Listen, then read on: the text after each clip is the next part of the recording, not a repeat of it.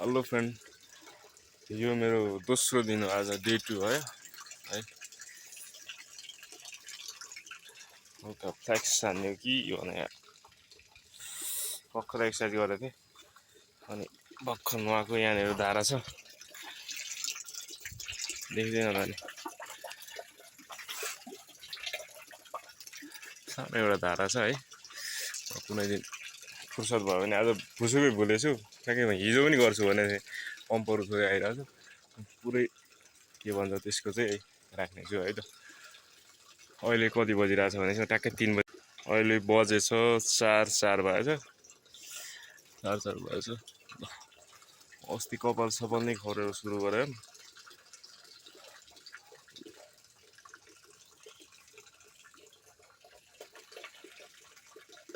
Day 2 मात्र त होइन, तर के भन्छ त्यसलाई,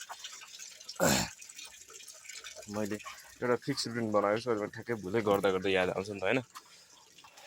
अनि म ठ्याक्कै अब रुमै फर्किन लागेँ कि कुनै दिन फुर्सद लागेको छ, मैले भुलेको छु भने म त्यो नै भिडियो बनाएर राख्नेछु।